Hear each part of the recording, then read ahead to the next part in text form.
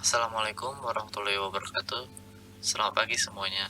Kami dari kelompok 9 akan mempresentasikan materi tentang manajemen sumber daya manusia.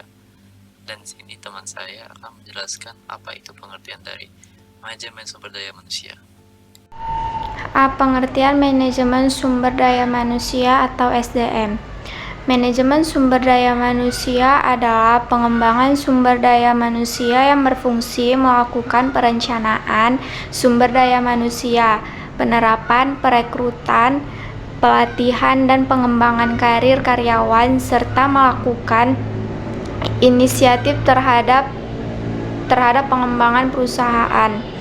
Adanya sumber daya manusia sangat penting bagi perusahaan dalam mengelola, mengatur, mengurus, dan menggunakan sumber daya manusia sehingga berfungsi secara efektif untuk mencapai tujuan perusahaan.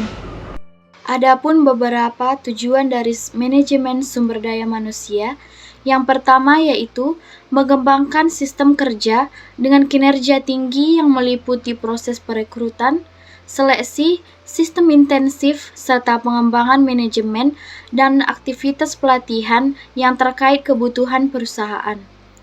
Yang kedua yaitu memastikan bahwa persamaan kesempatan tersedia untuk semua orang.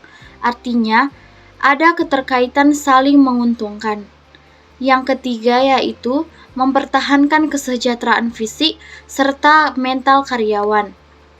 Yang keempat yaitu mengembangkan praktik manajemen dengan komitmen yang tinggi yang menyadarkan bahwa karyawan adalah stakeholder dari perusahaan yang bernilai dan membantu mengembangkan iklim kerjasama dan kepercayaan bersama.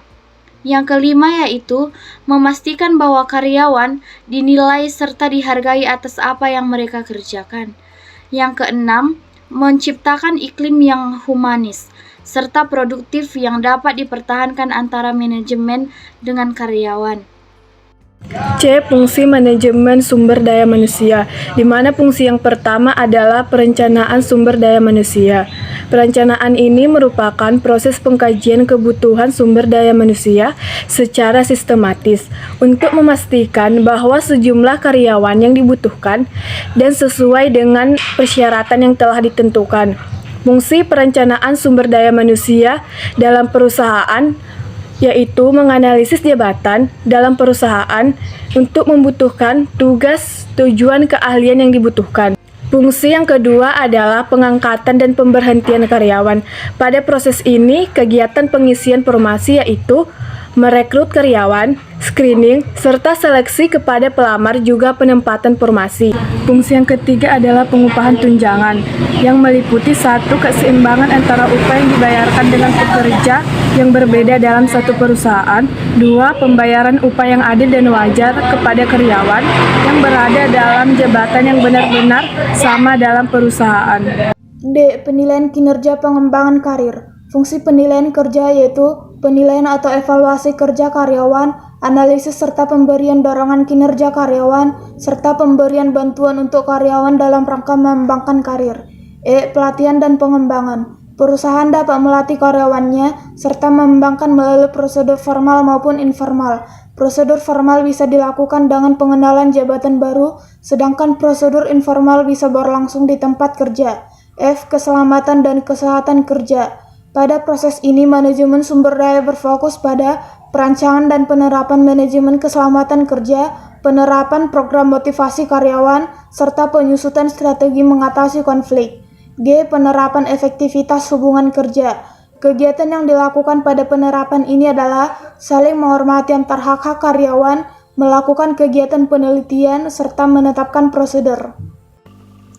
Selain itu, manajemen SDM dalam mengatur sumber daya manusia dijalankan melalui dua fungsi, yaitu 1. Fungsi manajerial. A. Perencanaan. Bagi manajemen SDM, perencanaan berarti penentuan terlebih dahulu suatu program manajemen sumber daya manusia yang akan mencapai tujuan yang ditetapkan. B. Pengorganisasian. Organisasi merupakan sesuatu alat untuk mencapai tujuan. Bagi seorang manajer, membentuk suatu organisasi harusnya dengan merencanakan suatu hubungan antara pekerja dengan faktor lain. C. Pengarahan.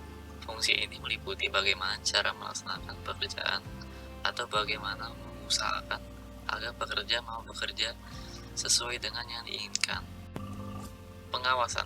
Pengawasan adalah suatu fungsi manajemen yang menyangkut masalah pengaturan terhadap berbagai kegiatan sesuai dengan rencana manajemen SDM.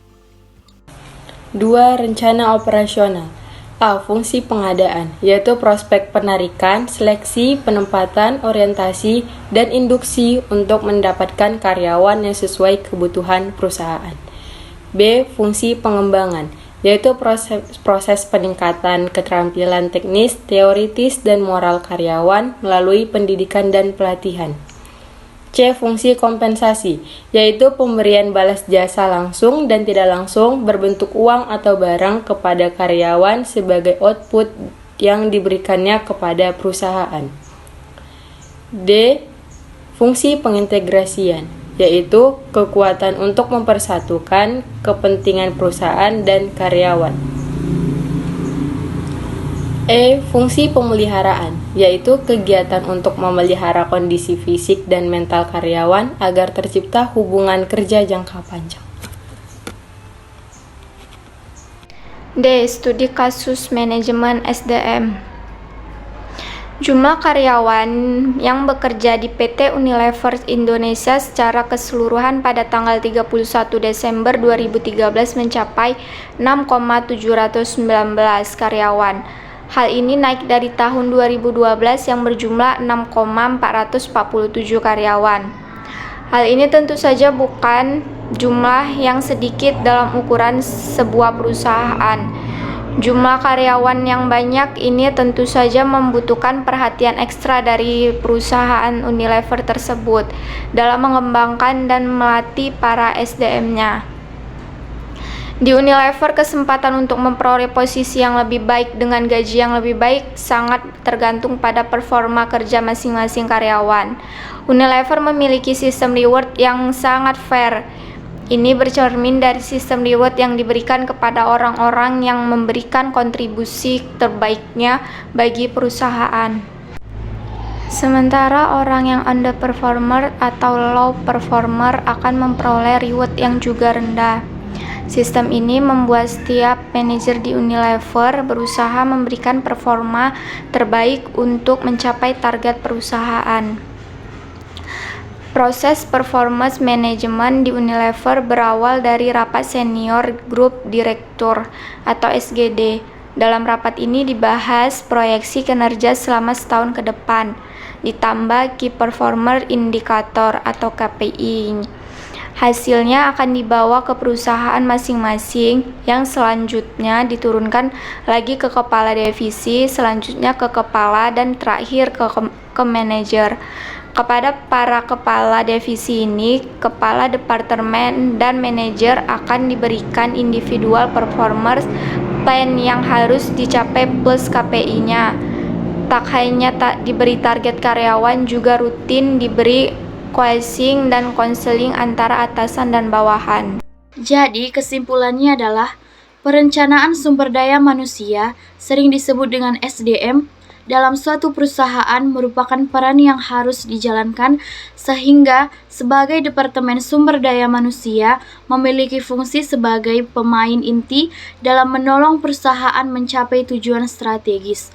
Manajemen sumber daya manusia adalah fungsi yang berhubungan dengan mewujudkan hasil tertentu melalui kegiatan orang-orang. Hal ini berarti bahwa sumber daya manusia berperan penting dan dominan dalam manajemen. Terima kasih. Baiklah, itulah materi yang kami sampaikan ke teman-teman sekalian. Lebih kurang kami minta maaf. Terima kasih.